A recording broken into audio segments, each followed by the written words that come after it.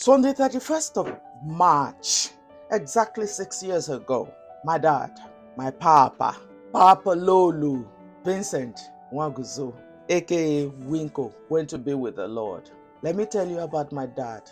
My dad is that one person that loved me unconditionally. It didn't matter what I did.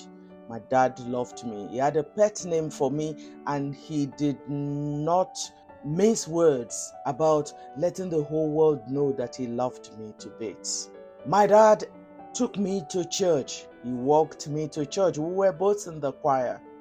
He's the person that introduced me to God. He showed me the ropes. My dad was that leader who was a gentle giant. He was easygoing.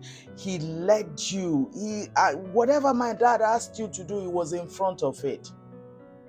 My dad was a stickler for order. So I know order today because my dad was one.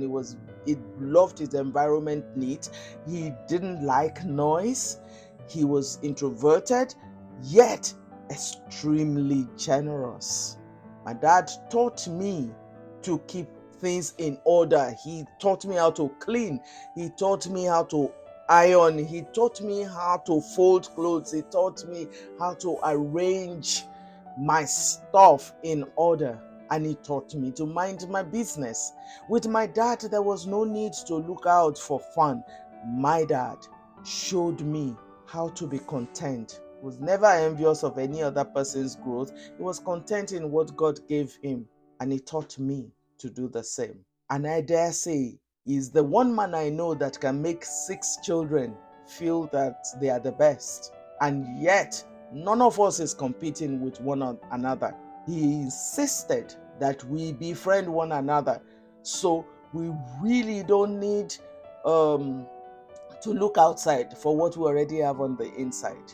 My dad is that one person that I can talk to about anything and not feel like I was going to be judged. My dad was that one person at the lowest point in my life when I thought that I had done the worst thing that could have done. My dad was that one person that told me how that he loved me. He did not endorse my wrong, but he told me he loved me, and he didn't love me in words, he loved me in deed. My dad taught me how to cook. He taught me how to keep house. I could say a whole lot about my dad, but today as I remember my dad, I remember him with nostalgia. I remember him with his kind words, with his and my dad was deeply prophetic. I remember I would visit my dad every Sunday for years before he passed, and because I traveled quite a bit, when I was going to travel, I would go and tell him. I would say to my dad, I say, Papa, I'm traveling, but you cannot die before I come. And he will say to me, Fulani, that's his pet's name for me. He say to me, Fulani, go where you are going. I will be here when you come back. And I remember times that I would go to my dad and I would say to him, Papa, I don't get money. Oh, you cannot die now. And he will say to me, don't worry about it. When I die, you will not look for money.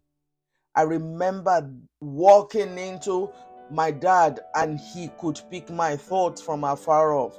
My dad was that one person that you didn't need to explain things in depth to. He already knew where you were going with it, and he affirmed me. Today I salute you, Papa. I remember you always. Actually, I remember you every day because I sign your name every day. Every time I do things, I remember that it is you that taught me how to go about it. And in saying this, I want to talk to all parents. Your children may not be doing exactly what you want them to do, but your job as a parent is to affirm your child, is to love them unconditionally, is to continue to pour into them, speak positive words into them. Do not perpetuate your own trauma. What you don't like in your life, don't repeat it in your children's life. Don't cause a generational stuff. My mentor says to me, if you cannot leave a blessing for your children, don't leave a curse. My dad left us a blessing. He left us values. He left us a legacy that we're all so proud to follow. You as a parent, that's what you're supposed to leave for your children. You want them to remember you for good. You don't want them to wish that you were dead many times more. You want them to miss you and really miss you for good. So I could say a whole lot more. I'm sure you can notice I keep wanting to end, but I find that I keep going on. But let me stop here and now to say, Papa, thank you for everything. I am now because of the examples you laid before me. I hope I'm making you proud. I hope that you're looking down from heaven and you can see me and you are cheering me on and saying, "That's my Fulani. I'm so glad that you're my dad."